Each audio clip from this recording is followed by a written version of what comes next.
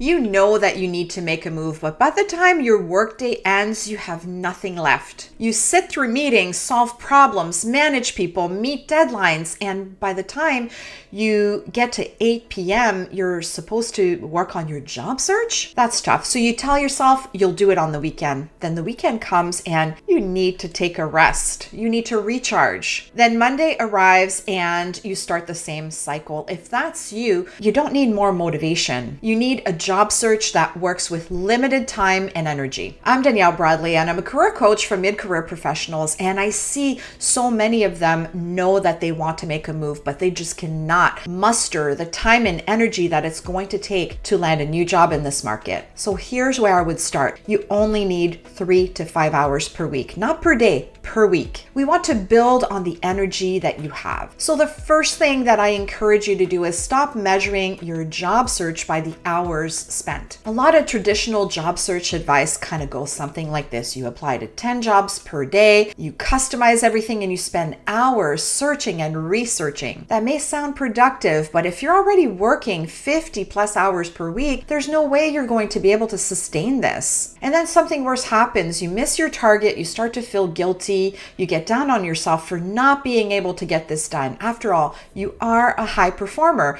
This is how you got to where you are in your career. So instead of asking how many hours should I be doing, ask yourself this: what are the highest value things that I can do with the few hours I have? That's a much better question. And here's what a minimum viable job search can look like. This is what I suggest you build. Start with 3 to 5 focused hours per week. And I do mean focused. That could mean an hour on Tuesday, an hour on Thursday, and 2 hours on Saturday morning with your coffee. You want to protect that time. Make sure that it's blocked in your calendar, of course, and that you're not spending hours doom scrolling on LinkedIn. You want to schedule your time for outcomes, not just for time. It can go something like this. At the end of this hour, I will have X number of applications done, or I will have reached out to X number of people in my network. And here is what I would recommend that you prioritize in that precious time. Priority number 1 is set yourself up for success with the things that can work while you're not working on your job search. Your LinkedIn profile is a great example here. Spending some time making sure that your headline under your name, your about section, your experience, and your skills are optimized to attract opportunities to you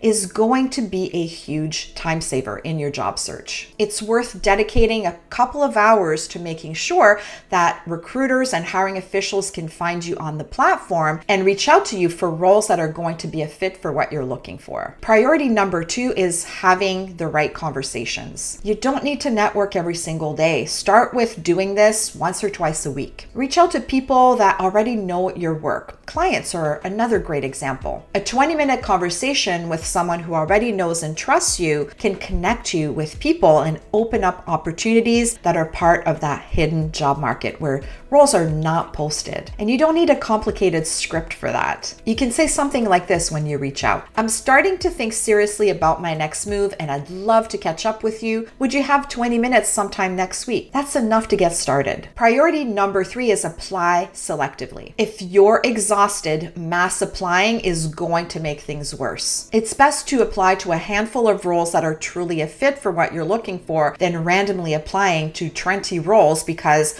LinkedIn served it up to you. So look at the requirements, make sure that your experience lines up, then adjust your master resume for the pieces that truly matter to qualify you for those roles, and then pursue those opportunities. Quality and focus matters more, especially when your time is limited. Priority number 4 is prepare ahead of time for the interviews before you secure them. This is one where people usually wait until they have the interview in order to prepare. But once you put your plan in place, things can happen quickly. The last thing you want to do is have to prepare for a really important interview very late at night after an exhausting workday. Don't do that to yourself. Make sure that you prepare ahead of time. Make your list of stories that are going to position you for the role that you want, including stories that show showcase your leadership, your ability to resolve conflict, your ability to problem solve, and especially stories that share measurable, impactful results that you've delivered that are a match for the type of role that you're going for. And definitely get comfortable with the tell me about yourself question before you get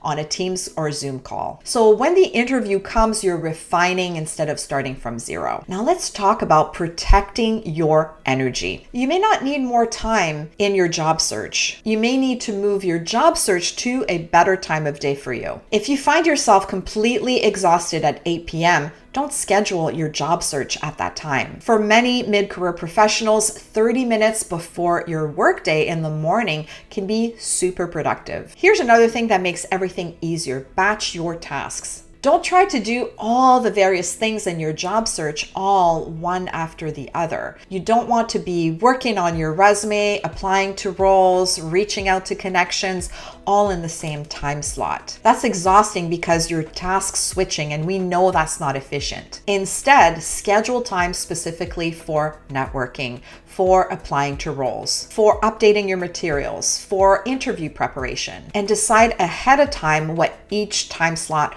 will be dedicated to. And here's a 5-minute rule for 0 energy days. There will be days where you genuinely have nothing left. There's no need to push through and apply for 2 hours anyway. You're just going to continue to exhaust yourself. If that happens, do one action that day, something that takes 5 minutes. Reply to one recruiter. Save one amazing job posting. Research one company. Then stop. One low energy day is not going to destroy your job search. The bigger risk is disappearing for 3 weeks. The 5-minute action step keeps your job search alive and it keeps you in momentum. Now, the other thing is you want to ask yourself where your energy is going at your current job. This part is really important. Are you volunteering for projects that you don't own? Are you attending meetings where your presence is not necessary? Are you staying late because that's what you've always done? Are you taking responsibility for problems that are not yours to solve? Of course, I'm not suggesting that you disengage or stop performing, but if you've decided that you're preparing for your next move, you may need to stop giving every single piece of energy that you have to a job that you want to leave. Even a small boundary can create space for you for your job search. The goal here is to build a job search that doesn't require your constant attention. Here's a real client example. One of our clients was a senior director working over 50 hours per week. She had wanted to leave for almost a year, and she was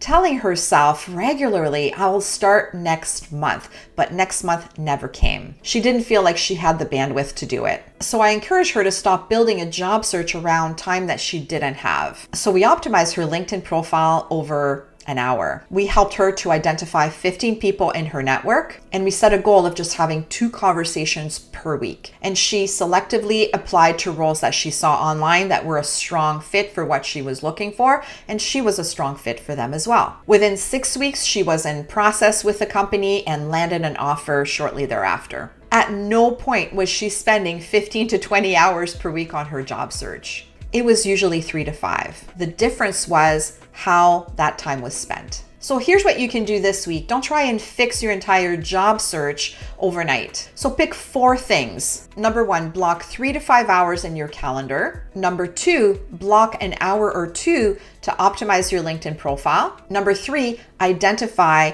3 to 5 people that you can connect with. And number 4, choose a handful of roles that are a fit for what you're looking for. That's enough for you to start. You don't need to do it perfectly. You need a job search that you can sustain for long enough to get yourself to that role that you want. The truth is that the professionals who are landing new jobs while in an existing demanding roles, because the professionals who successfully job search while employed are not necessarily the ones doing the most. They're the ones that focus their limited time on the things that will truly move the needle. Subscribe for practical career advice for mid-career professionals. And if you'd like support to build a job search strategy that will work with the time that you have available, I invite you to book a Get Hired strategy call with us. The link is in the description below. And watch this video next, why job boards are the slowest way to get hired and what to focus on instead. The link in the description as well. I'll see you in the next video.